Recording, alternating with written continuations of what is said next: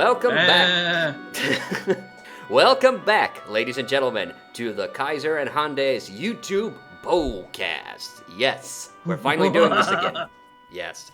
I am Hannu, and the person you heard in the background is Kaiser. Yep, I'm the silly sound maker and now the fact checker, just in case we have no idea what this thing means. I can just look it up on Google now. Yes, silly sound maker. Wonderful. Silly sound maker, and I'm the spooky voice narrator guy. No, you tell me. Every time I hear your voice, I just want to run. Yes. All right. So welcome back. We're gonna do for the first time in a long time. We're gonna do a double feature podcast because in the past, Kaiser has always forgotten, or he keeps remembering that we've done The Raven, even though we have never done The Raven on this. But today we are finally doing The Raven. Yes. Yes, and this is the first. This is the first poem of Poe's that we will have ever done. But we do have, so that's kind of the opening feature of this podcast. And after this, we are going to do The Pit and the Pendulum. So that's the double feature for today. All right. And, well, you've mentioned probably, I think you've mentioned before that you're familiar, that Kaiser, you're familiar with The Raven from The Simpsons, right? Simpsons and the graphic novel. Yes. Is it the well, it's in the Playhouse of Horror, or wait a minute. Treehouse of Horror. Treehouse of the Horror. Very Yeah. first one. Was it in the very first one? Yep, very first one. It was the final segment. Yeah, I kind of have I do have a vague memory of that. I haven't watched Simpsons in a long while, but yeah, I do have a vague memory of that. All right, so I don't think we need much of an introduction to this one. I mean, this is pretty much one of the Poe's most well-known written works. So let's get on with The Raven. And we've kind of told it already, but so in case this is the first time that you're listening to the podcast, I'm the one who reads the stories, or in this case, the poem, and Kaiser does funny sound effects and comments on the story, and also fact checks, like he already said. All right, well, let's get on first with The Raven. And sorry, I don't have the year for this. I copied it, but I forgot to copy the year when it was made. All right. The year of a long time ago. Yeah.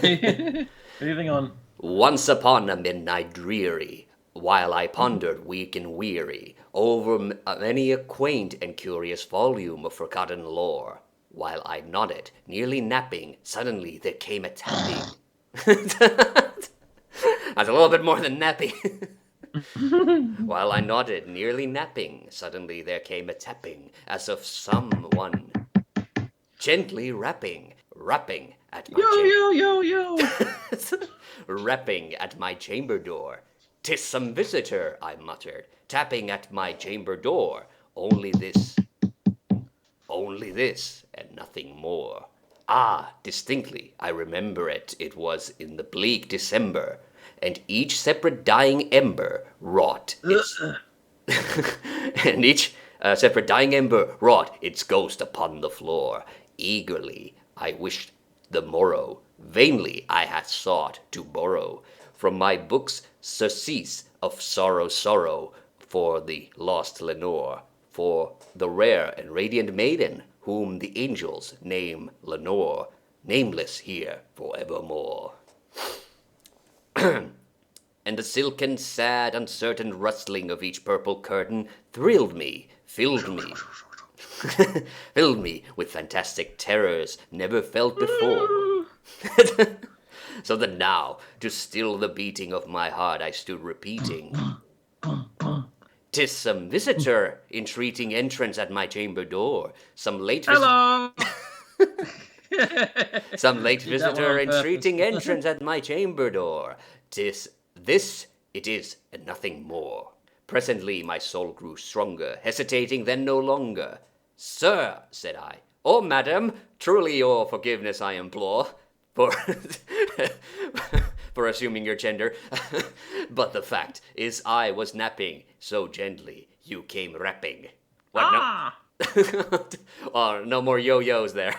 No, I've already exhausted that joke. There we go. There's some turntables for you. Yeah, and so faintly you came tapping at my chamber door. Then I scarce that I Those tap scarce, dances. yeah, that I scarce was sure I heard you. Here I opened wide the door, darkness there, and nothing more. All right. Sorry, I'm having to readjust myself a little bit because I'm actually reading this off the monitor for now, not from a book like I've done in the previous ones. Deep into the darkness peering, long I stood there wondering, fearing, doubting and dreaming, dreams no mortal ever dared to dream before. But the silence was unbroken, and the stillness gave no token, and the only word there spoken was the whispered word, Lenore? This I whispered, and an echo murmured back the word. Oh, Nevermore. no, you jumped the gun. It was Lenore. Oh, Yeah. oh This is no, actually sorry. not. Rewind. Yeah, okay, good. Actually, there's a lot of the same word being used as the ending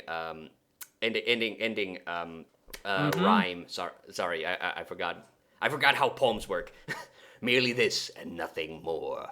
Back into the chamber turning, all my soul within me burning. Soon again I heard a tapping somewhat louder than before.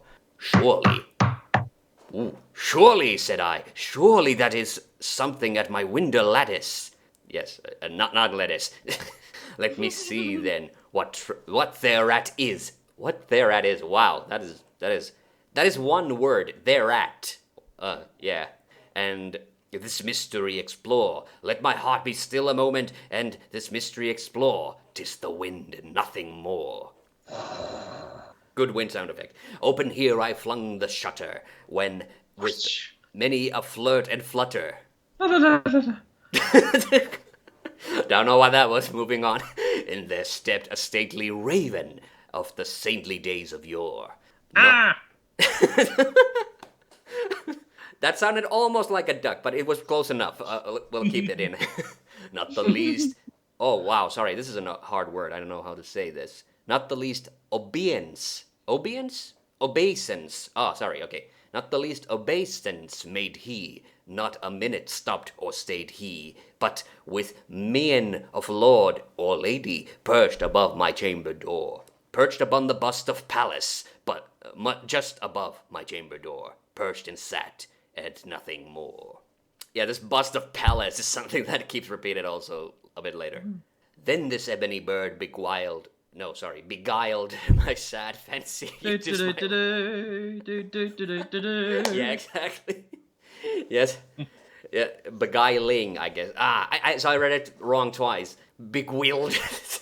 Wow. That was a brain fart. Uh, by the grave and stern decorum of the countenance it wore, though thy crest be shorn and shaven, thou.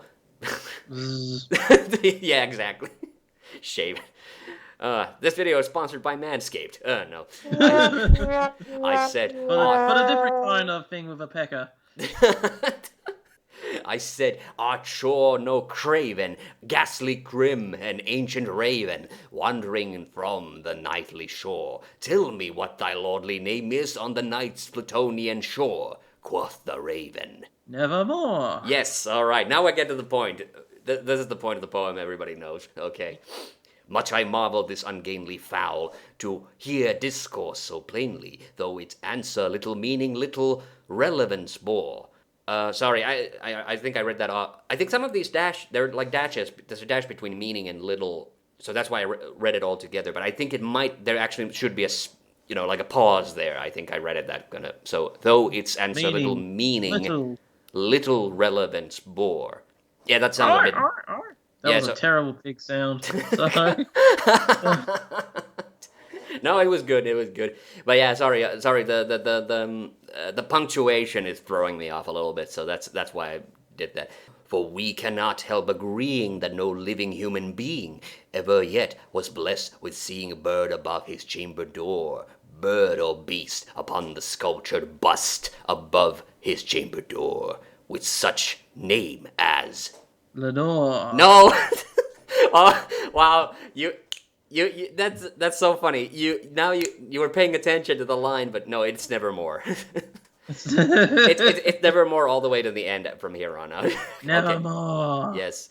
But the raven, sitting lonely on the placid bust, spoke only that one word, as if his soul in Lucky that Raven. yeah, as if his soul in that one word he did outpour. Nothing farther than the uttered, not a feather than he fluttered, till I scarcely more than muttered. Other friend, oh sorry, I'll start again on that. Other friend, God damn it, I'm having a hard time with this. Other friends have flown before, on the morrow then will leave, as my hopes have flown before. Then the bird said, Nevermore. yes, startled I at really want to do this. I should really be doing this with the Gilbert Gottfried parrot voice, shouldn't I? yeah, you can do that for the next one. Oh. Okay, don't do it for the next one. Next one's weird. It's not nevermore. It's something else. Okay, sorry. Startled at the stillness broken by reply so aptly spoken. Doubtless, as I said, what it utters is its only stock and store, caught from some unhappy master, from unmerciful disaster, followed fast and followed faster, till his song one burden bore, till the dirges of his hope that melancholy burden bore of never more. Wow, that was weird. I mean, it was nevermore, but it had never dash nevermore again. Oh, maybe that was another pause that I should have had. Okay, but now it's nevermore to the end of the poem. Okay, but the raven still beguiling all my fancy into smiling. Straight I wheeled a cushioned seat in front of bird and bust and door. Then upon the velvet sinking, I betook myself to linking fancy on to fancy, thinking that this ominous bird of yore, what this grim, ungainly, ghastly, gaunt, and ominous bird of yore, God damn this bucket list of adjectives, meant in croaking. Subscribe to Emerald Rangers on Twitch today. You did that on purpose. I did. Meant in croaking. Nevermore. Thank you. All right. This I sat engaged in guessing, but no syllable expressing to the fowl whose fiery eyes now burned into my bosom's core. This and more I sat divining, with my head at ease reclining on the cushion's velvet lining that the lamplight gloated o'er, but whose velvet violet lining with the lamplight gloating o'er. Sorry, it's O dash. No, apostrophe er, like he's taking out the v's and over. She shall press nevermore. All right. Oh, sorry, there's a bit of a formatting thing there. Then methought the air grew denser, perfumed from an unseen censer. Beep. You know, that's really funny, but it's not censor with an O, it's censor with an E, so I don't know. Yeah, someone who senses, I guess. Censor. All right. I should have done the Spider-Man reference. Sorry. Yeah. Swung by Seraphim, whose footfalls tinkled. Whose footfalls tinkled on the tufted floor. Wretch, I cried, thy God hath lent thee by these angels he hath sent thee. Respite, and... Wow, okay, sorry, I don't know how to say this one. Nepenthe, okay? Nepenthe from thy memories, Lenore. Yep, sorry?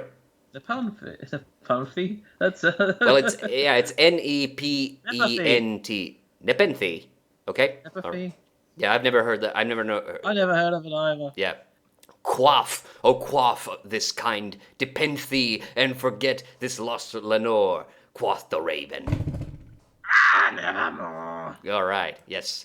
Prophet, Yes? That was the Gilbert Godfrey impersonation, which was terrible, by the way. No, that was great. You can keep doing that. That sounded good. Prophet, said I, thing of evil, prophet still if bird or devil, whether tempter sent or whether tempest tossed thee here ashore, desolate yet all undaunted, on this desert land enchanted, on this home by horror haunted. Tell me truly, I implore, is there a balm in Gilead? Tell me, I implore, quoth the raven. Hey, nevermore. Why Michael Jackson all of a sudden? I was thinking Neverland, so Oh. And your thought went to Michael Jackson, not Peter Pan.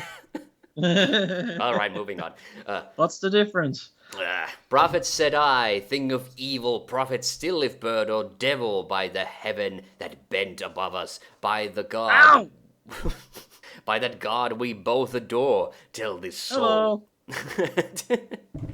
till this soul with sorrow laden, if within the distant Aden it shall clasp a sainted maiden, whom the angels name Lenore, clasp a rare and radiant maiden, whom the angels name Lenore, quoth the raven. Nevermore. Be that word our sign of parting, bird or fiend, I shrieked, unstarting. Well, the shriek was actually what he started this stanza with, but okay, that was good. Okay, sorry, no, sorry, that's not what that says. Get thee back into the tempest and the night's Plutonian shore. Leave no black plume as a token of that lie thy soul hath spoken. I don't know what black plume. I thought bird poop was white. Okay. Leave my loneliness unbroken. Quit the bust above my door. You pervert raven. Take thy beak from out my heart, and take thy form from off my door, quoth the raven. Nevermore. And the raven, never flitting, still is sitting on the pallid bust of Pallas, just above my chamber door. And his eyes have all the seeming of a demon's that is dreaming, and the lamplight o'er him streaming throws his shadow on the floor, and my soul from out that shadow that lies floating on the floor shall be lifted. Time to call an exterminator. Shall be lifted. Nevermore. Yes, the end. That is the... There was the poem. How did you feel about that? That was a lot of... We should do more poetry. I forget how fun it is to read stuff when it rhymes.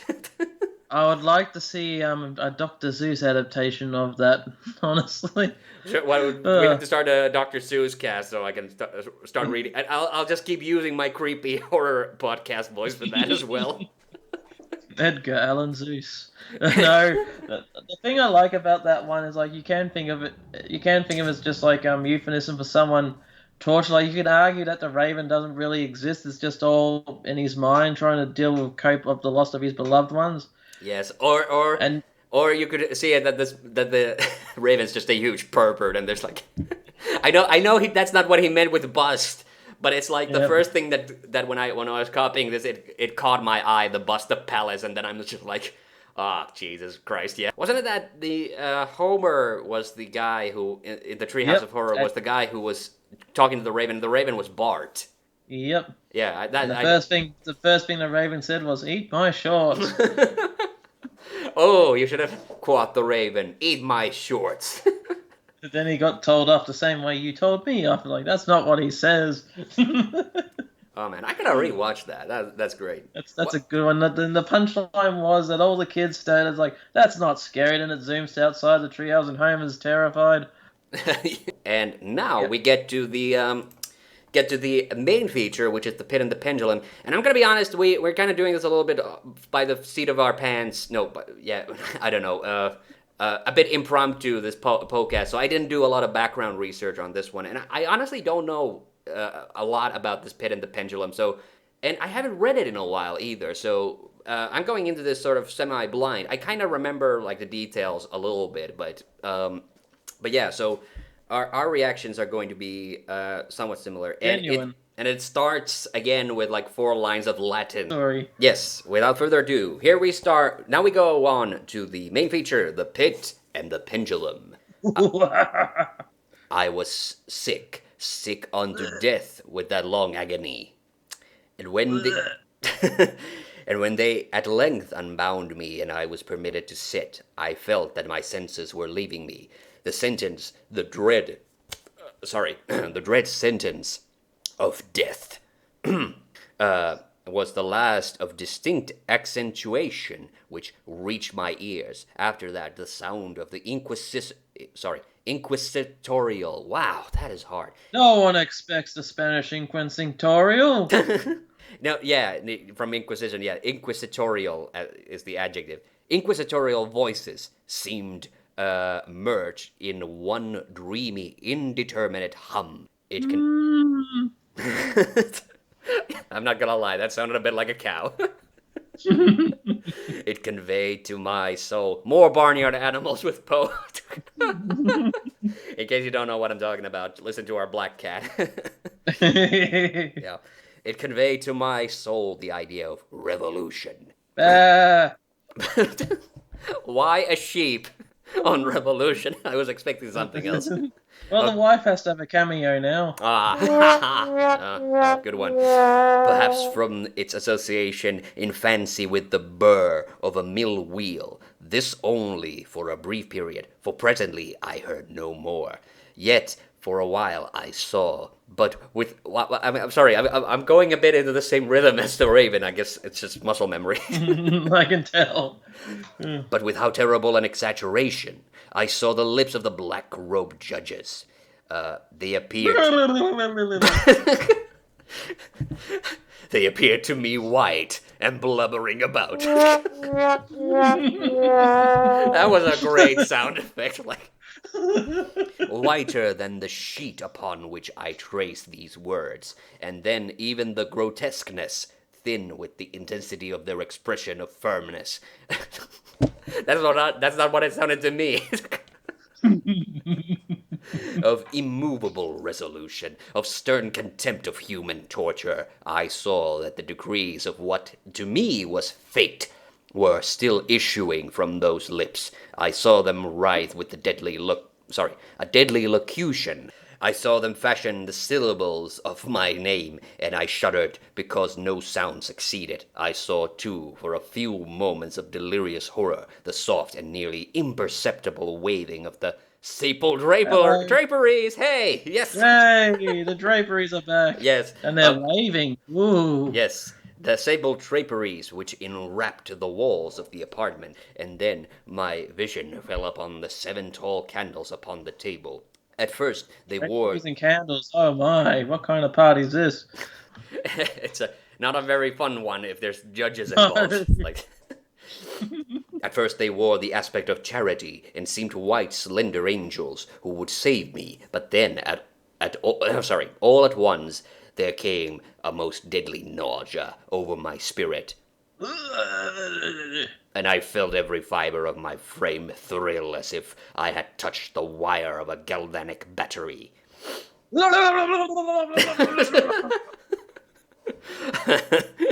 While the angels' forms became meaningless specters with heads of flame, and I saw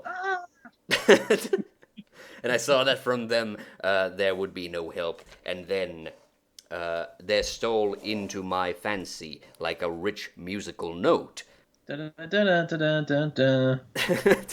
thought of what sweet rest there must be in the grave, and that's not what that's it.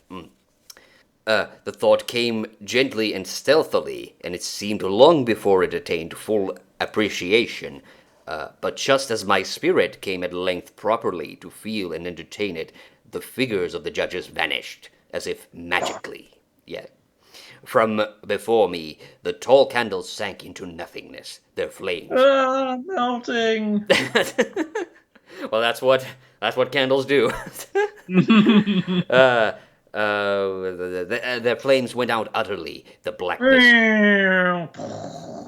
blackness of darkness supervened. All sensations appeared swallowed up in the mad rushing descent, as of the soul into Hades. Then silence and stillness and night were the universe. I had swooned. Woo! But still will not say that all of consciousness was lost. What of it there remained, I will not attempt to define, or even to describe. Yet all was not lost. Again, sorry, that rhythm just keeps coming back. I'm actually like fighting it now to try to get through the sentences, but there's so many pauses that it seems like perfect. In the deepest slumber, no. In delirium, no. In a swoon, no. In death, god damn this bucket list of subjectives. No, sorry, nouns. Sorry. Sorry. Even in the grave, all is not lost. Doof, What? doof, doof, doof, doof, doof. What is that? Somebody banging on the coffin door? That was a rave. Ah, okay. Wow, all right. Rave. Grave with a G. Oh, But you know what? That made it extra funny because I thought that was somebody like banging on the lid of a coffin, which would have been. Okay, either way, it works. All right. Else there is no immortality for man. Arousing from the most profound of slumbers, we break the gossamer web of some dream. Yet in a second afterward, so frail may that web have been, we remember not that we have dreamed. In the return to life from the swoon, there are two stages. First, that of the sense of mental and spiritual. Secondly, that the sense of physical existence. Ow, my toes. Isn't that like the worst feeling when you're lying down and your foot cramps? oh yeah. Yeah. It seems probable that if, upon reaching the second stage, the cramping, no, we could recall the impressions of the first, we should find these impressions eloquent in memories of the gulf beyond. I want to do an impression now, but I don't know who to do an impression of. Moving on. I was surprised that you didn't say for when I said golf. Ah. But it was GULF, so not GOLF. Yeah. And that golf is what? Oh no for that time either. I gave you a second chance. Nah, okay.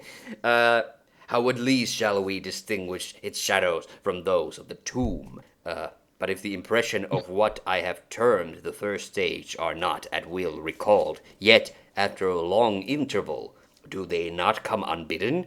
I'll bid $5. Oh boy.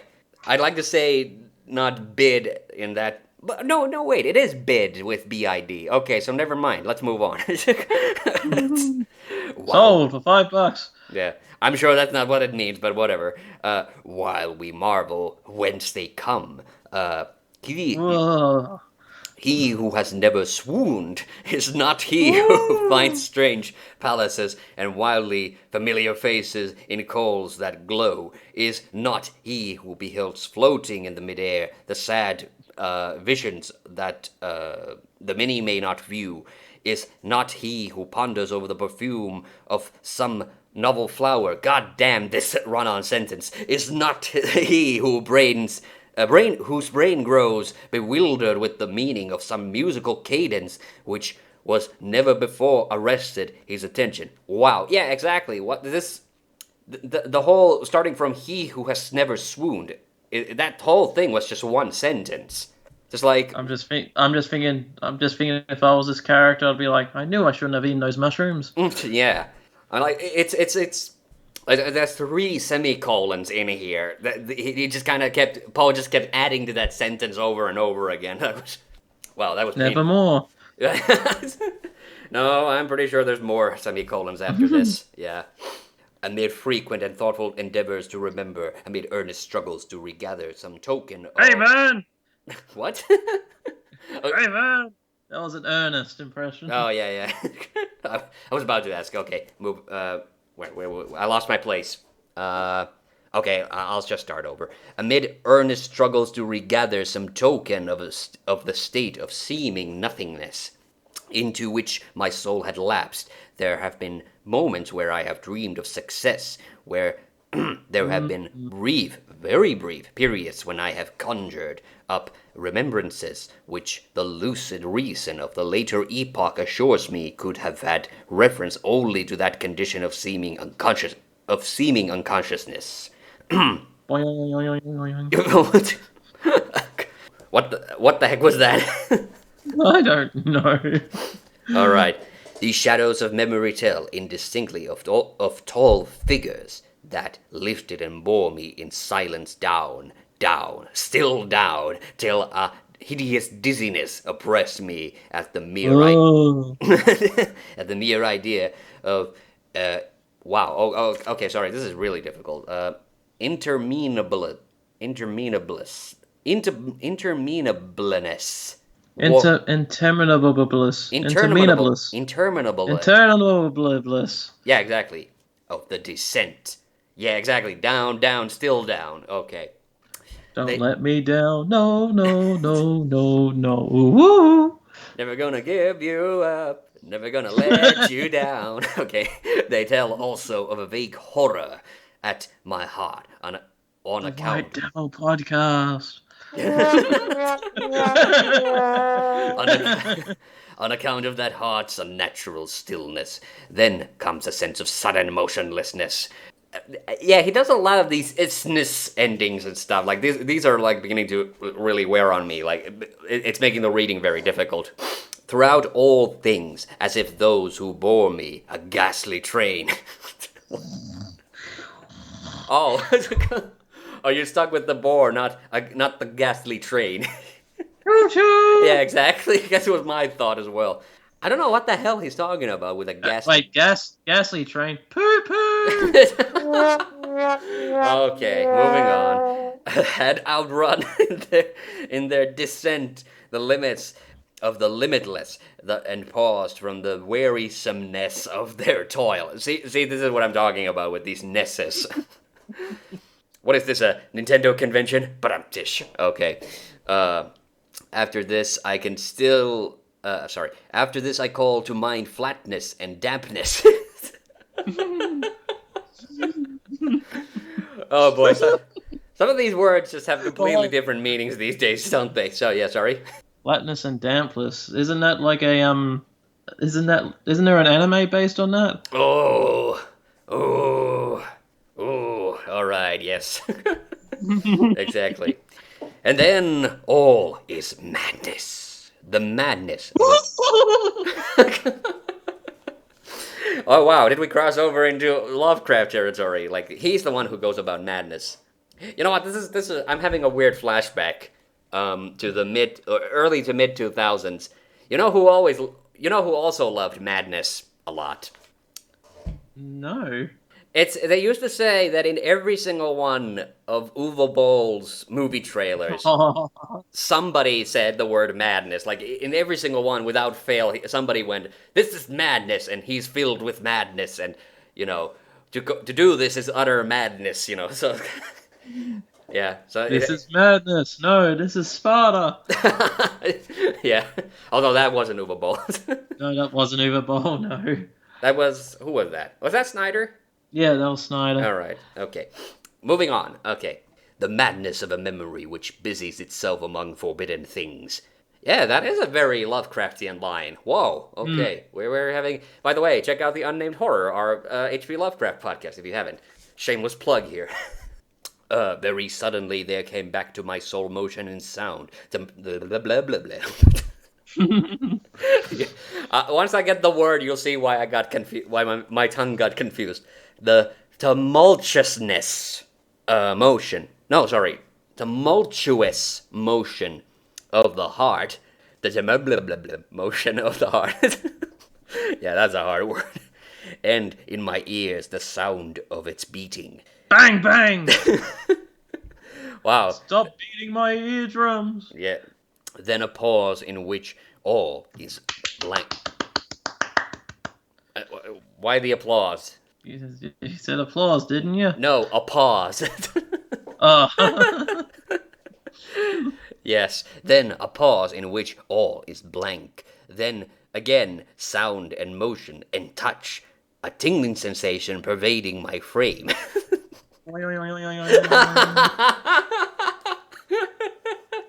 My spidey sense is tingling, if you know what I mean. Oh boy. Then the mere consciousness of existence without thought, a condition which lasted long, then very suddenly, thought and shuddering terror, an earnest endeavor to comprehend my true state, then a strong desire to lapse into insensibility. That's a weird way to say it. Then a rushing revival of soul and successful effort to move, and now a full memory of the trial, of the judges, of the sable draperies, of the sentence, of the sickness, of the swoon. This sounds like the aftermath of a frat party, doesn't it? Well, yeah, exactly. Maybe this is a sequel to Red Death. Ooh, then entire forgetfulness of all that of all that followed, and all that later day of such earnestness of endeavor have enabled me vaguely to recall. So far, I had not opened my eyes. I felt that I lay upon my back unbound. I reached out my hand, and it fell heavily upon something damp and hard. It happened again. There I suffered it to remain for many minutes while I strove to imagine where and what I could be. What I could be, okay? Wet and damp. Wet, hard, and damp, apparently. Oh boy. Oh yeah. I longed yet dared not to employ my vision. I dreaded the first glance at objects around me. It was not that I feared to look upon things horrible, but that I grew aghast lest there should be nothing to see. At length, with a wild desperation at heart, I quickly unclosed my eyes. My worst... Unclosed? What? As in opened. I know, but he had to say it the most complicated way there, didn't he? Yeah, that's what I was talking about with all the nesses. Like, you put something like forgetfulness or, something like that. There are easier ways he could have said those things. My worst thoughts, then, were confirmed. The blackness of eternal night encompassed me. I struggled for breath. The intensity... Yes, the intensity of the darkness seemed to oppress and stifle me. The atmosphere was intolerable. Again, sorry. The atmosphere was intolerably close. Hello. That's not my faith atmosphere. I still lay quietly and made effort to exercise my reason. I brought to mind the inquisitorial proceedings and attempted from that point to deduce my real condition. The sentence had passed. It appeared to me that a very long interval of time had since elapsed, yet not more a moment did I suppose myself actually dead. Excuse me. Such a supposition, notwithstanding what we read in fiction, is altogether inconsistent with real existence. But where and in what state was I? The uncondemned... Okay, I read that completely wrong. The condemned to death, I knew, perished usually at the auto da fe, and one... auto da fe? What's an auto da fe? It's what you shouldn't do, but you do anyway. Hey, time for a fact check time. How do you spell the word? I know it relates to the Spanish Inquisition because that's what's in Mel Brooks' Inquisition Auto song. da fe, here we go. An auto da fe was the ritual of public penance carried out between the 15th and 19th centuries of condemned heretics and apostates imposed by the Spanish. Yeah, it's an Inquisition thing. Yeah, because I know that because that's in the song in History of the World Part 1. The auto da fe? What's an auto da fe? It's what you shouldn't do, but you do anyway. I love that. The Inquisition. Let's begin. The Inquisition. Look out, sin. Okay, moving on. Man, I gotta watch that movie again. There's two great comedy bits about the Spanish Inquisition. And although the Monty Python one's more famous, I think I do like the Inquisition song a little bit more. Okay. I need to check it out now. Yeah. Oh, you've never seen it? No, I've not. That was a Mel Brooks movie, wasn't it? Mel Brooks, History of the World Part 1. So you haven't seen the Moses bit either, have you? No, I've not seen any of it. That's the best. You gotta check that out. The Moses bit especially is when he comes with the originally 15 commandments, and then he drops one of the stone tablets and goes, "Oy vey."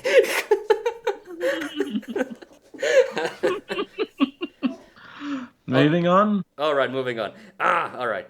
And one of these had been held on the very night of the day of my trial. Had I been remanded to my dungeon to await the next sacrifice, which would not take place for many months. This I at once saw. This I at once saw could not be. Victims had been in immediate demand. Moreover, my dungeon, as well as all the condemned cells at Toledo, had stone doors, and light was not Yeah, altogether man. excluded. No, not stoned floors. Stone floors, as in a rock. Yeah. Moving on. A fearful idea now suddenly drove my blood in torrents upon my heart, and for a brief period I once more relapsed into insensibility. I think that means something different these days as well. Insensibility. Upon recovering, I at once started to my feet.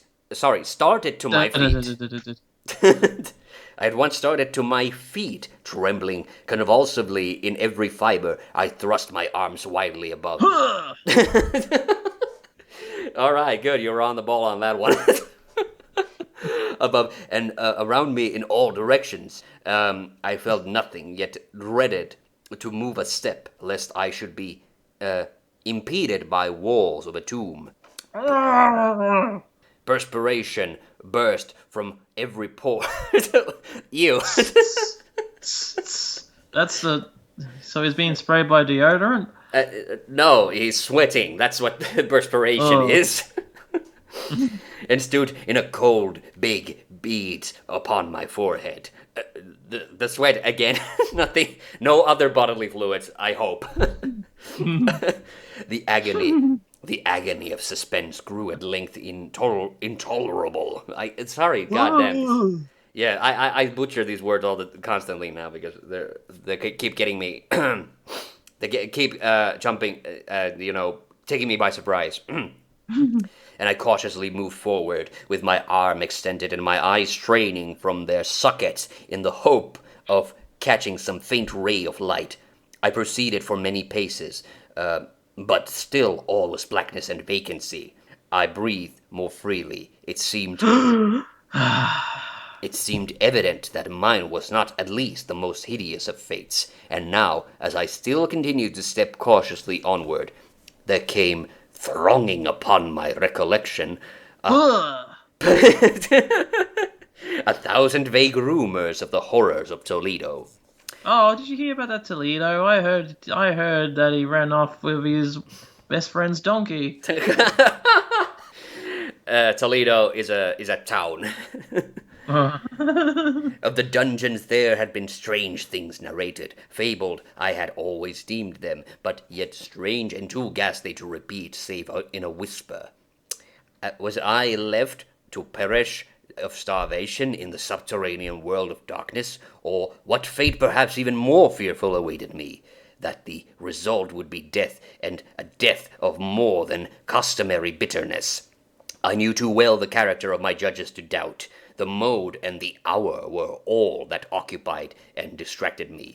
My outstretched hands at length encountered. What was that? Him stretching. Ah, okay.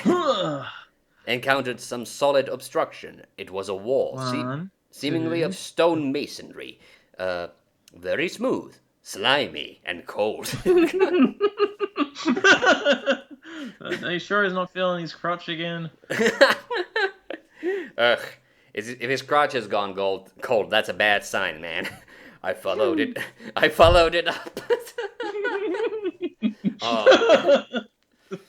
I followed it up, stepping with all the careful distrust with which certain antique narratives had inspired me. This process, however, afforded me no means of ascertaining the dimensions of my dungeons, as I might make its circuit and return to the point whence I set out without being aware of the fact so perfectly uniform seemed the wall. I therefore... We don't need no education. All right. I therefore... another brick in the wall. Okay, now I got it. Sorry, I was a little slow on that one. I therefore saw the knife which had been in my pocket when led into the inquisitorial chamber, but it was gone. Oh, what's that doing there? My clothes had been exchanged for a rapper of coarse serge. Yo, yo, yo, yo. No, rapper as in WRAPPER. So they put rags on him, basically. It took his clothes away. I had thought of forcing a blade in some minute crevice. Sorry, minute crevice. Oh my. Of that masonry, so as to identify my point of departure. The difficulty, nevertheless, was but trivial, although in the disorder of my fancy it seemed at first insuperable. I have no idea what that means. Moving on. I tore Okay, I can look it up. What's it, the how do you spell the insuperable. word? It has like the word super in it, but in first and then able at the end. Insuperable meaning. It means of a difficulty or obstacle, impossible to overcome. Well, yeah, I figured. I kind of figured that, but yeah. All right. I tore apart from the hem Ow! from the robe and placed the fragment at full length and at right angles to the wall, in groping my way around the prison. That sounds funny out of context. I could not fail to encounter this rag upon completing the circuit, so at least I thought.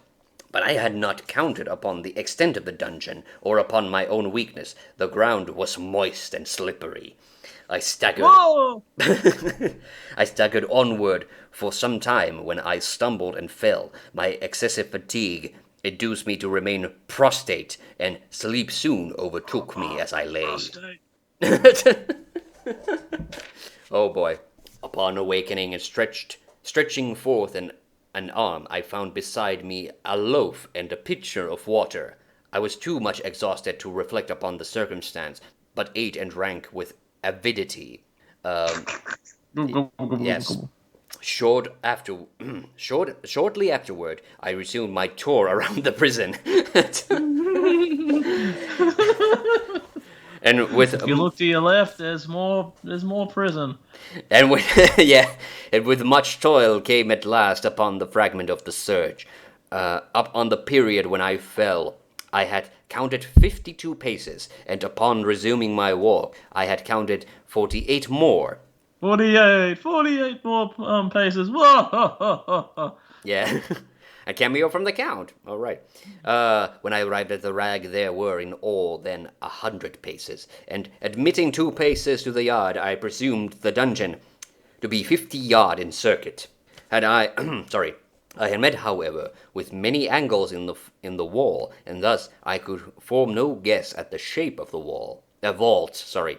For vault, I could not help supposing it to be.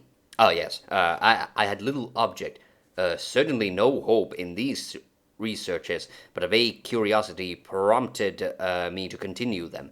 Quitting the wall, I resolved to cross the area of the enclosure. At first, I Goodbye, wall. I quit you. Oh boy. I don't need no education, indeed. At first, I proceeded with extreme caution, for the floor, although seemingly of solid material, was treacherous with slime. At length, however, I took courage and did not hesitate to step firmly, endeavoring to cross in as direct a line as possible. I had advanced some 10 or 12 paces in this manner, then the remnant of the torn hem of my robe became entangled between my legs. Whoa! I stepped on it and fell violently on my face. Whoa! I would say that this is the first face plant in literature, but I'm sure there have been others before this. In the confusion attending my fall, I did not immediately apprehend a somewhat startling circumstance, which yet, in a few seconds afterwards, and while I still lay prostrate, arrested my attention. It was this. My chin rested upon the floor of the prison, but my lips and the upper portion of my head, although seemingly at a less elevation than my chin, touched nothing. At the same time, my forehead seemed bathed in a clammy vapor, and the peculiar smell of decayed fungus arose to my nostrils. Oh, I put forward that's my disgusting. Yeah, I put forward my arm and shuddered to find that I had fallen at the very brink of a circular pit, whose extent, Ah. whose extent, of course, I had no means of ascertaining at the moment, groping about the masonry just before the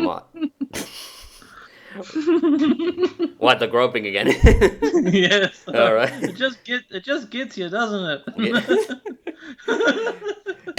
Although, if someone gropes you without your consent, remember to tell an adult. Okay. Groping around about the masonry, just below the margin, I succeeded in dislodging a small fragment and let it fall into the abyss. For many seconds I hearkened to its reverberations as it dashed against the sides of the chasm in its descent.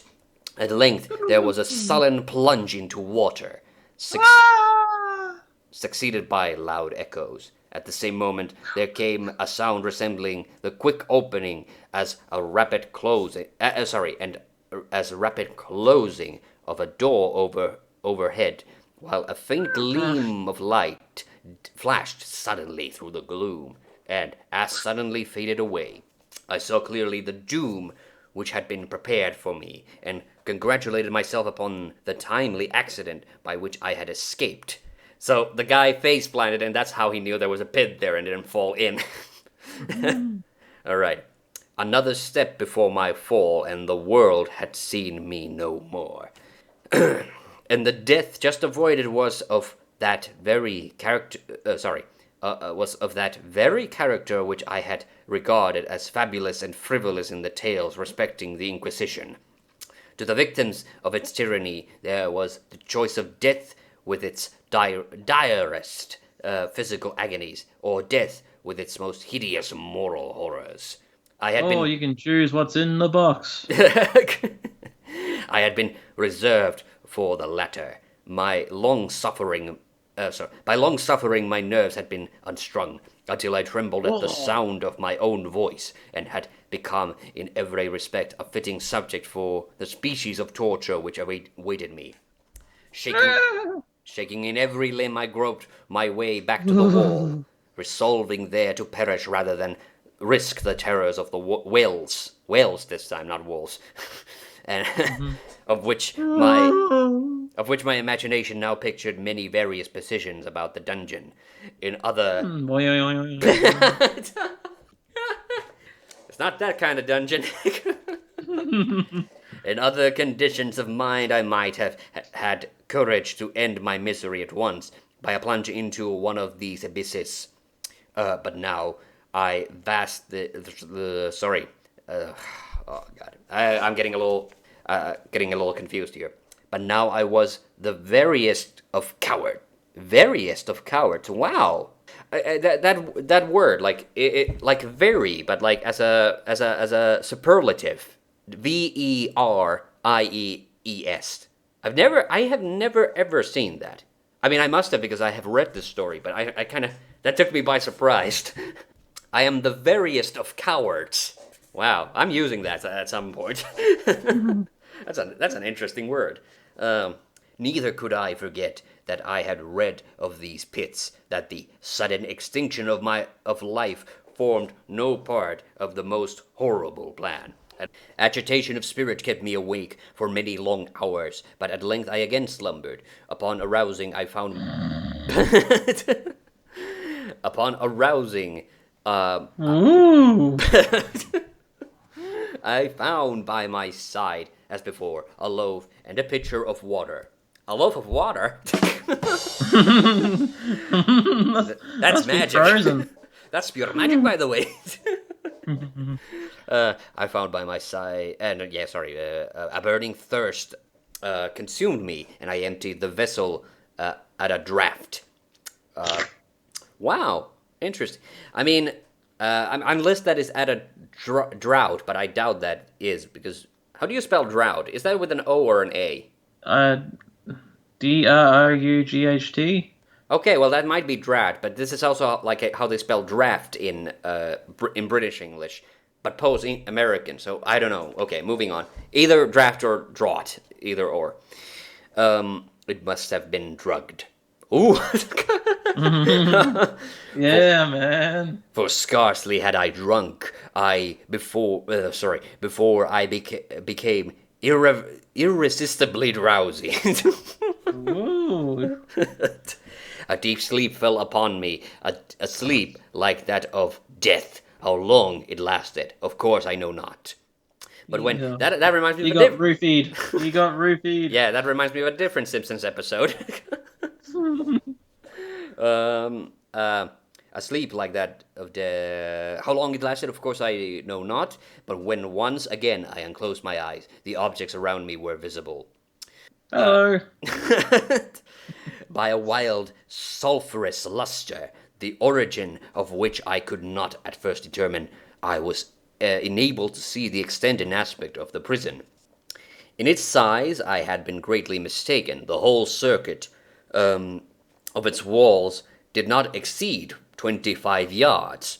For some minutes, this fact occasioned me a world of vain trouble. Vain indeed. For what could be of less importance under the terrible circumstances which environed me, as in surrounded me. Wow. Lots of interesting words in this story. Than the mere dimensions of my dungeon, but my soul took a wild interest in trifles.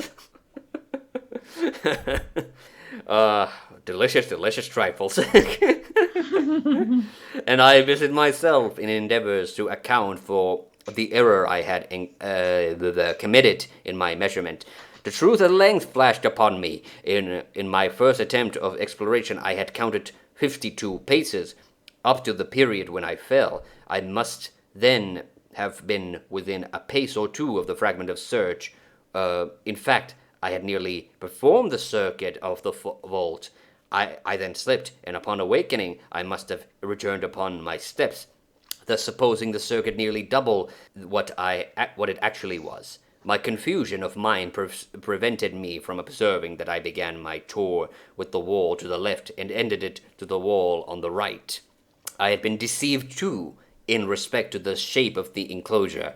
In feeling my way, I had found many angles, and thus deduced the idea of great irregularity, so potent in the effect of total darkness upon the arousing from lethargy or sleep.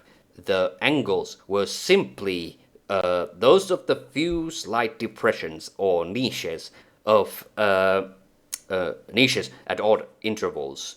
The general shape of the prison was square. And what I had taken for masonry seemed now to be iron or some other metal in huge plates, whose sutures or joints occasioned the depression. The entire surface of this metallic enclosure was rudely daubed in all the hideous and repulsive devices to which the charnel superstition of the monks had given rise. Oi, oi, oi. Was that like Gregorian chanting? Yep. All right. The figures of fiends in aspects of menace, with skeleton forms, and Sorry. The wisdoms of fiends and the phantoms of menace. These are a few of my favorite things. oh boy, yes, and other more really fearful images overspread and disfigured the walls. I observed the outlines of these monstrosities were sufficiently distinct, but the colors seemed faded and blurred, and as if from the effects of a damp atmosphere. I now noticed Quite a dank tale this one is. exactly. It's a dank dungeon. I seem to recall we made that joke in something else, but I don't remember right now. I now noticed the floor, too, which was of stone. In the center yawned the circular pit from from whose jaws I had escaped, but it was Dun, old. dun, dun, dun, dun, dun, dun, dun, dun, dun, dun. But it was only one in the dungeon. All this I saw indistinctly, but oh god, I have a hard time finding my place again when I lose it. Okay, by much effort, for my personal condition had been greatly changed during slumber, I now lay upon my back and at full length on a species of low framework of wood. To to this I was securely bound by a long strap resembling a surcingle or circingle. I don't know what that is. Time to fact check again. Okay, Yeah. So fact check time. yes, How do you spell it? Surcingle Surcingle. or circingle. No, Circingle. okay. Surcin. It is a strap made of leather or leather-like synthetic metals such as nylon, neoprene, sometimes with elastic that fastens around a horse's girth. Yeah. So practically a saddle thing. Yes. Surcingle. I think surcingle would be. That sounds right. At least in my head. Oh Okay. man, things are getting kinky if he's strapped up like a horse. Well, yeah, we've had the pit already. We still have the other thing to come. Okay, it passed in many convolutions about my limbs and body, leaving at liberty only my head and my left arm to such extent that I could, by dint of much exertion, supply myself with food from the earthen dish which lay by my side on the floor. I saw to my horror that the pitcher had been removed. I say to my horror, for I was consumed with intolerable thirst. I could really use a drink. Yeah. All right. With all the boyo-youngs, I was expecting the other kind of thirst, but okay. This thirst, it appeared to Aruga. yeah, to me, to be the design of my prosecutors to stimulate, for the food in the dish was meat, pungently seasoned. Wow, that's an interesting choice. Looking upward, I surveyed the ceiling of my prison. It was some 30 or 40 feet overhead and constructed much as so the side walls. In one of the panels, a wide, singular figure riveted my whole attention. It was the painted figure. Uh-oh. It was the painted figure of Time, as he is commonly represented, save that in lieu of a scythe, Hello. he held what, at a casual glance, I supposed to be a pictured image of a huge pendulum, such such as we see on antique clocks. There was something, however, in the appearance of this machine which caused me to regard it more attentively, while I gazed directly upward at it. For its position was immediately over my head. I fancied that I Oh no. saw it in motion. In an instant afterwards, the fancy was confirmed. Its sweep was brief and of course slow. I watched it for some minutes, somewhat in fear, but more in wonder. I wearied at length with the observing its dull movement. I turned my eyes upon the other objects in the cell. A slight noise attracted my notice, and looking to the floor, I saw several enormous rats traversing it. They had issued from the well, which lay just within view of my right, even though while I gazed, they came up in troops, hurriedly, with the ravenous eyes, allured by the scent of the meat. From this... Hello. That was the rat saying hello, okay. Yep. Turtles. Ah, good reference. From this, it required much effort and attention to scare them away. It might have been half an hour, perhaps even an hour, for I could not take it, but imperfect note of time before I again cast my eyes upward. What I then saw confounded and amazed me. The sweep of the pendulum had increased in extent by nearly a yard, and as a natural consequence, its velocity was also much greater. But But what mainly disturbed me was the idea that it had perceptibly descended. I now, yep, I now observed with what horror it is needless to say that its nether extremity, oh, that sounded dirty, Oh, my frostbite. was formed of a crescent of glittering steel, about a foot in length, from horn of horns, the horns upward, and the under edge evidently as keen as that of a razor. Like a razor, also it seemed massy and heavy, tapering from the edge of into solid and broad structure above. It was appended to a weighty rod of brass, and the whole hissed as it swung through the air. Whole WHOHOLE, by the way. But that still sounded funny when I read it out I loud. know, considering how you said brass before, brass hole. Ha ha ha. Oh yeah. Is this giving you flashbacks to Gabriel Knight 3, by the way? Oh yeah, I was about to say right from the start, I was like, this is starting to sound like a point and click adventure game. Yeah. I could not I could no longer doubt the doom prepared for me by monkish. Ooh, okay. Ah, so I was doomed the whole time.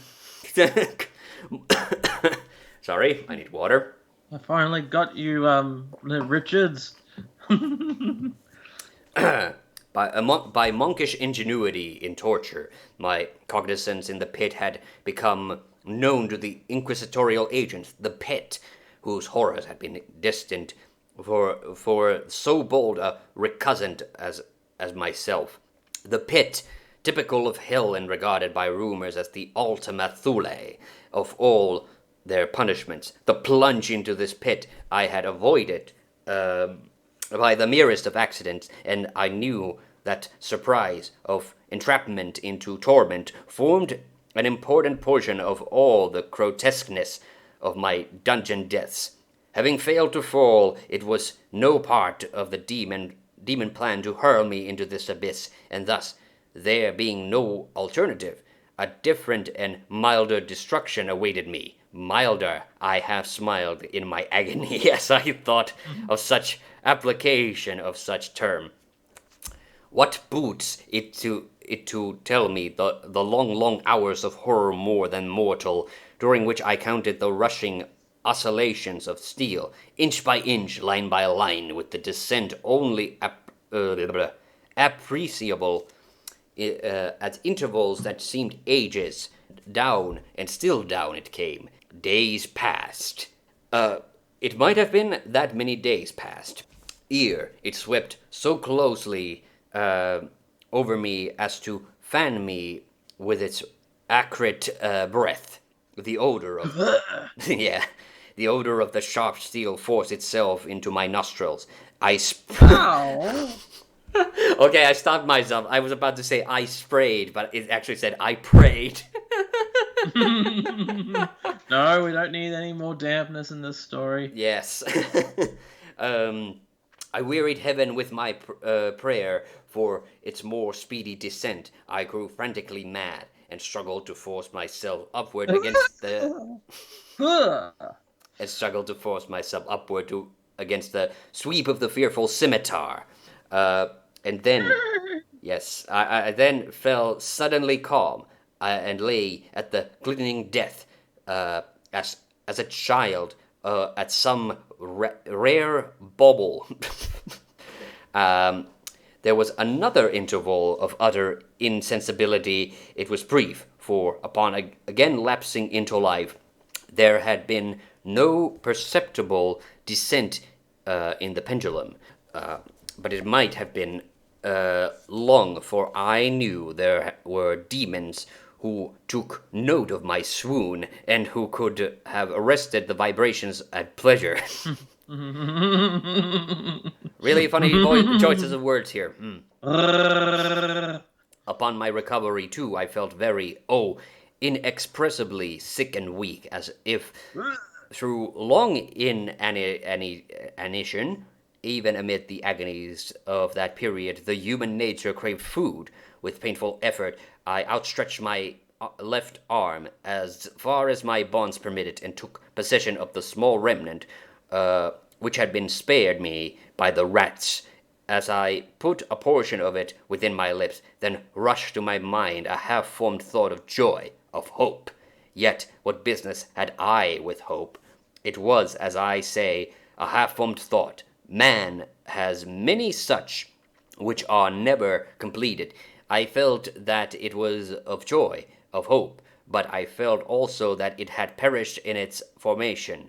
In vain I struggled to perfect, to regain it. Long suffered had nearly annihilated all my ordinary powers of mind. I was an imbecile, an idiot. Again, it's really weird. You go through that whole dramatic thing and then it ends with that. Okay, we only luckily have a couple of pages left. So here we go. Where was I? Imbecile, idiot, yes. The vibration of the pendulum was at right angles to my length. I saw that the crescent was designed to cross the region of my heart. It would fray the serge of my robe. It would return and repeat its operations again and again, notwithstanding its terrifically wide sweep, some 30 feet or more, and the hissing vigor of its descent sufficient to sunder these very walls of iron.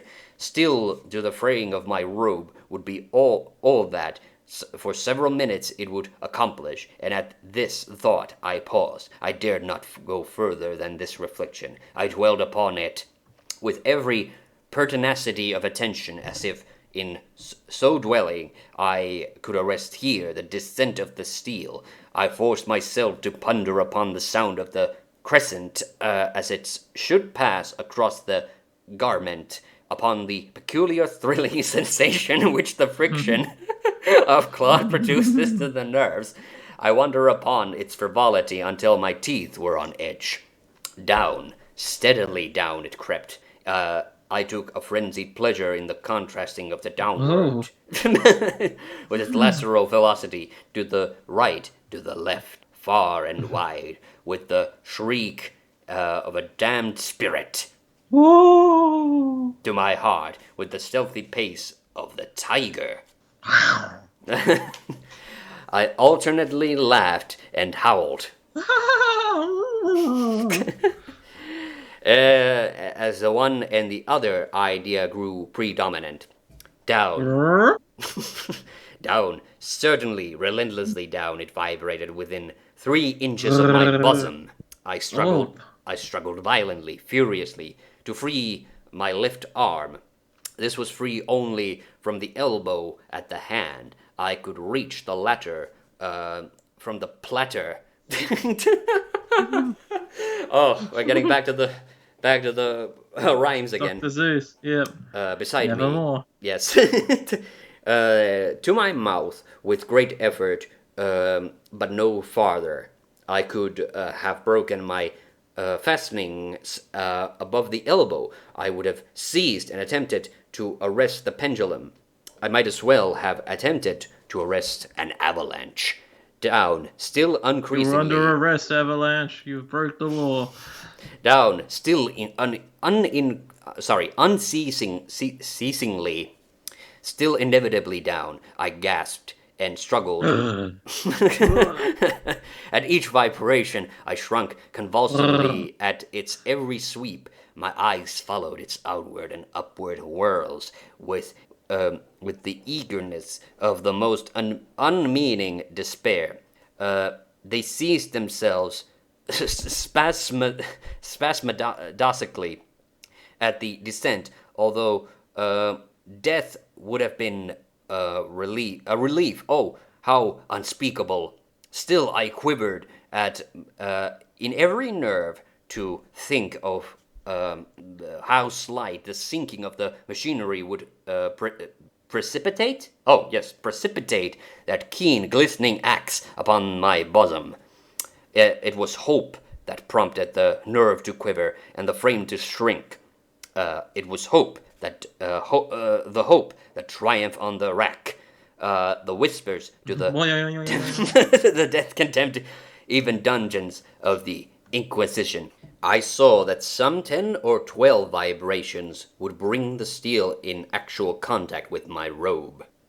And with this observation, there suddenly came over my spirit all the keen, collected calmness of despair. Oh, really? Okay. That's not what I think of when I think of despair. I think more like, ah! Yeah. For the first time during many hours, or perhaps days, I thought.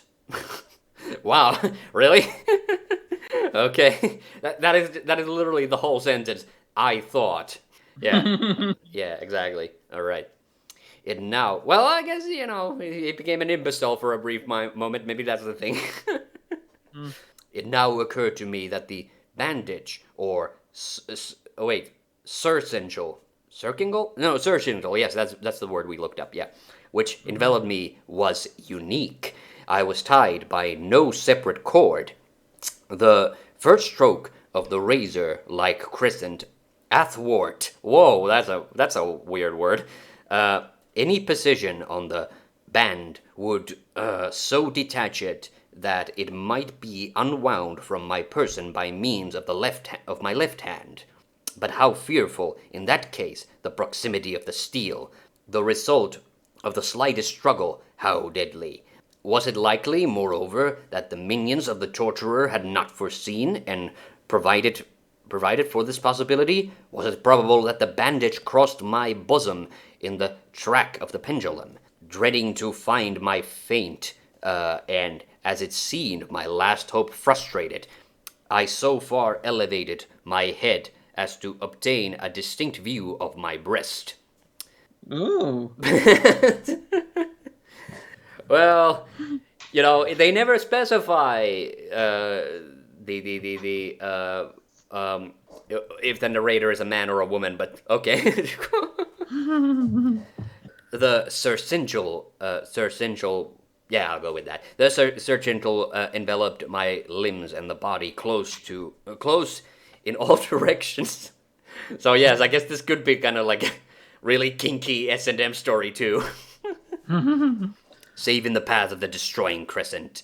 Scarcely had I dropped my head back into its original position when there flashed upon my mind what I cannot better describe than as the unformed half of the idea of deliverance to which I have previously alluded, and of which the moiety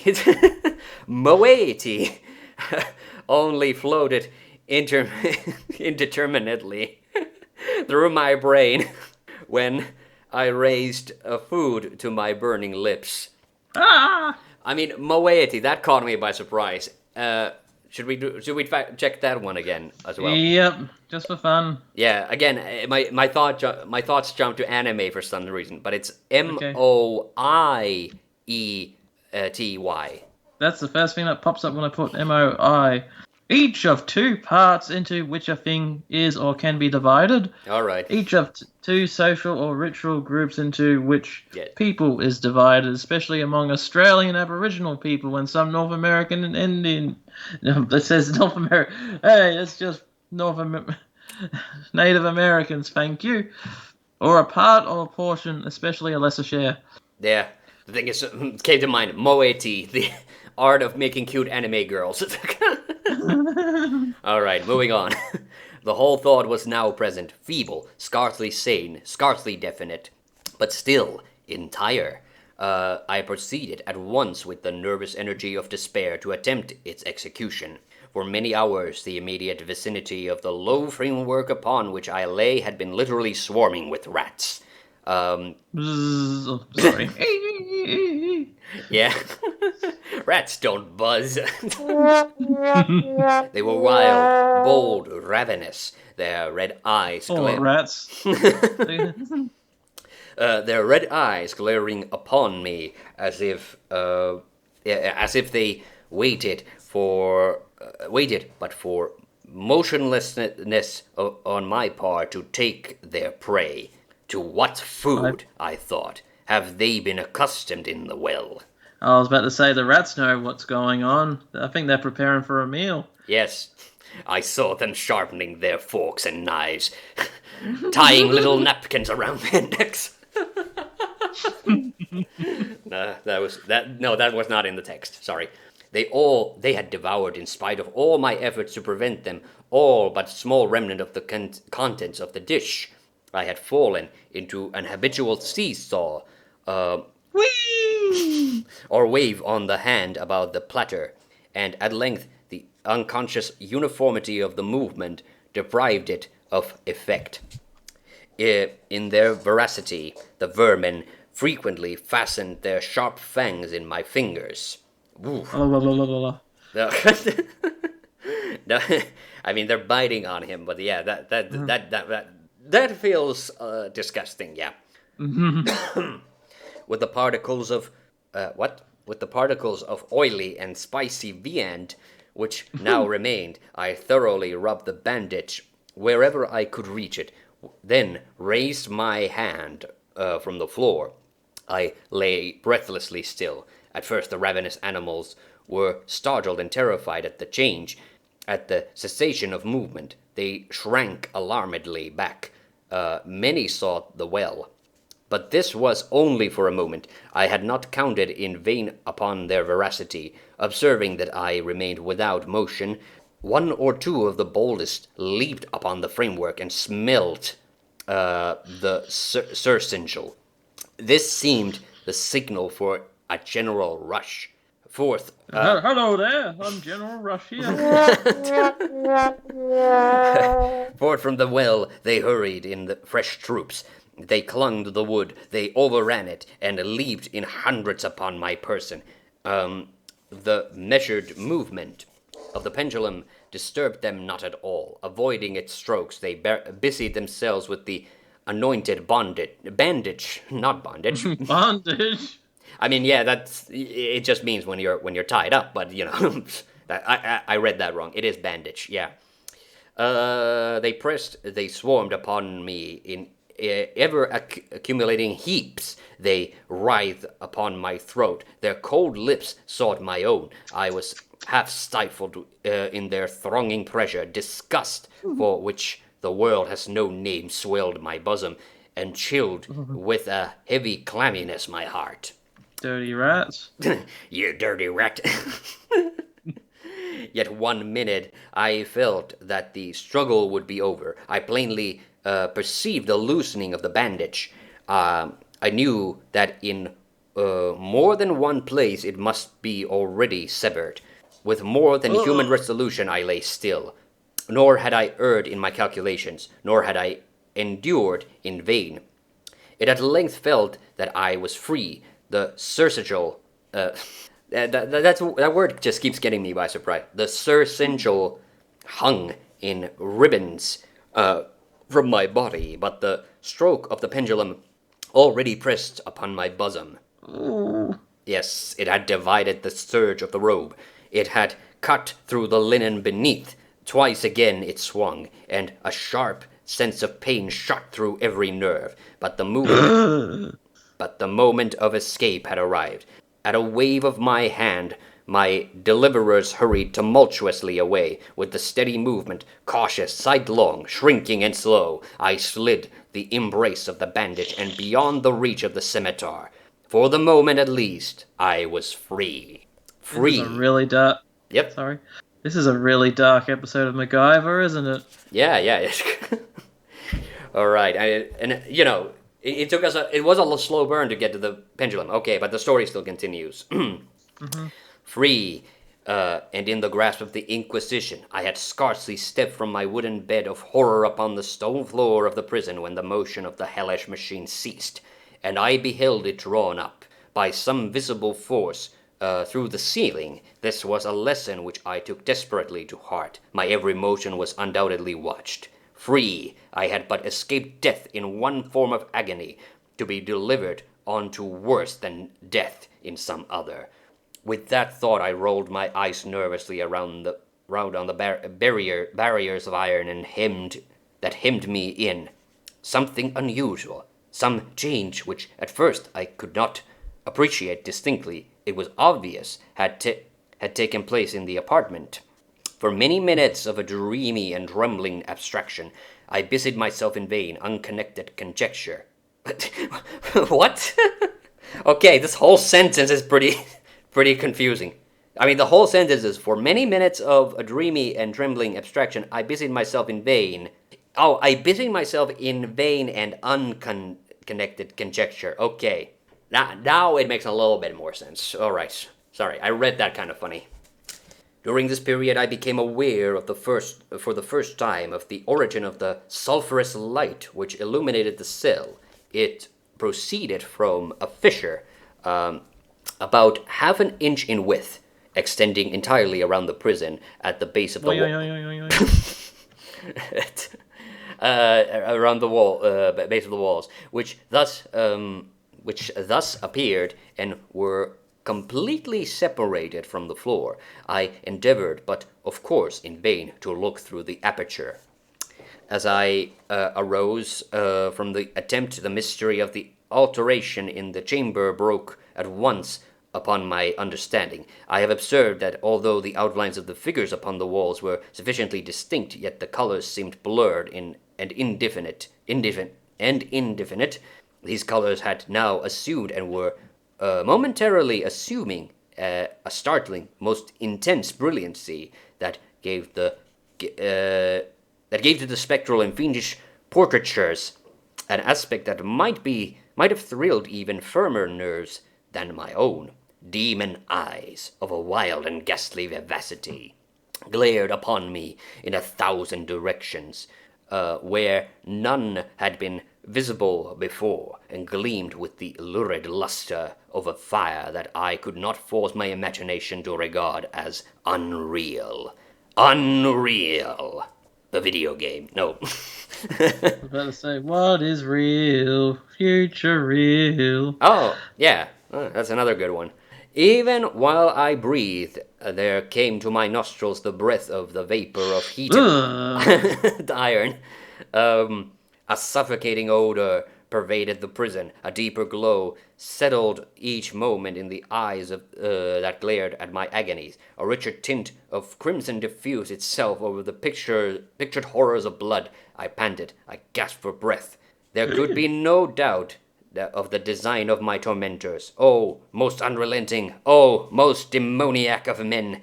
I shrank from the glowing metal to the center of the cell, amid the thought of a fiery destruction that impeded the idea of the coolness of the well, came over my soul like balm. I rushed to its deadly brink.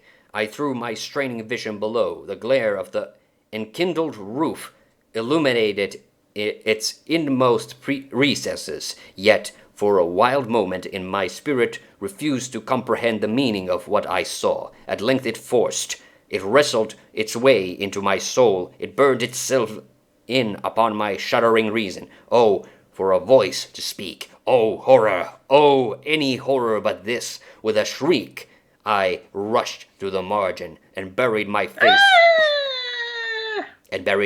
in my hands, weeping bitterly. The heat rapidly increased, and once again I looked up, shuddering as with a fit of ague. There had been a second change in the cell, and now the change was obviously in the form. As before, it was in vain that I at first endeavored to appreciate or understand what was taking place. But not long was I left in doubt. The inquisitorial vengeance had been hurried by my twofold escape, and there was to be no more dallying with the King of Terrors. The room had been square. Oh wow, King of Terrors, Michael Jackson, huh? The room had been square. I saw that 2 of the iron angles were now acute, 2 consequently obtuse. The fearful difference quickly increased with a low rumbling or moaning sound. In an instant, the apartment had shifted its form into that of a lozenge. All right. Anyone got a sore throat? Yeah. But the alteration stopped not here. I neither hoped nor desired it to stop. I could have clasped the red walls to my bosom as a garment of eternal peace. Death, I said, any death but that of the pit. Fool, might I not have known that into the pit it was the object of the burning iron to urge me? Could I resist its glow? Or if even that, could I withstand its pressure? And now, flatter and flatter grew the lozenge, with a rapidity that left me no time for contemplation. Its center, and of course the greatest width, came just over the yawning gulf. I shrank back. No need. Oh, all right, you finally did the golf joke. Nice.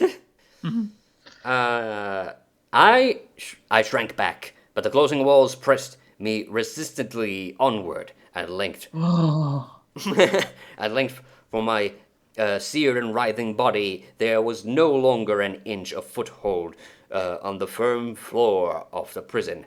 I struggled no more, but the agony of my soul found vent in one loud, long, and final scream of despair.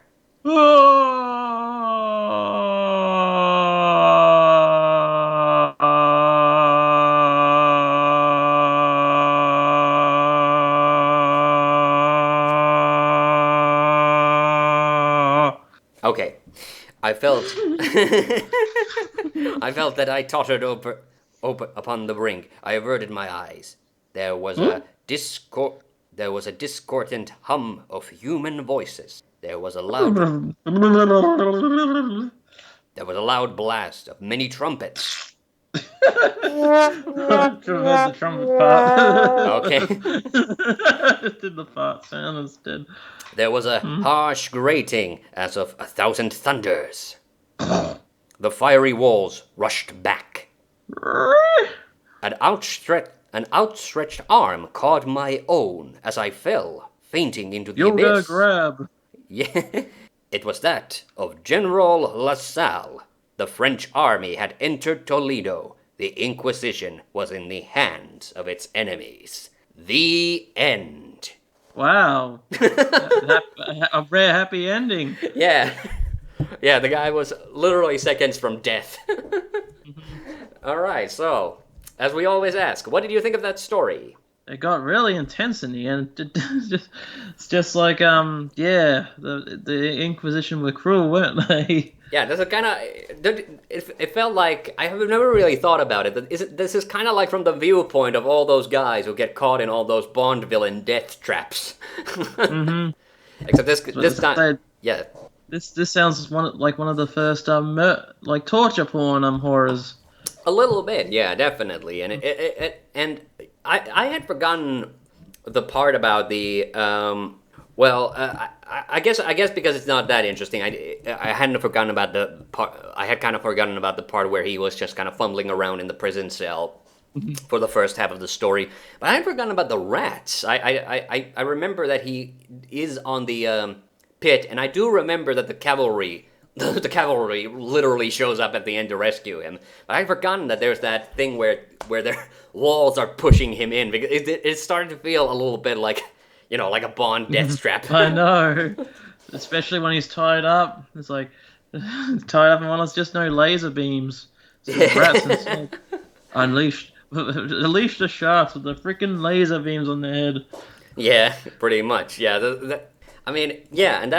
and that part where he discovers the pit, like, I kind of remember that there is a pit, but I don't really remember its purpose in it. And it's the fact that the guy just manages to survive 2 death traps, and then the third one, he only survives because luckily the cavalry showed up.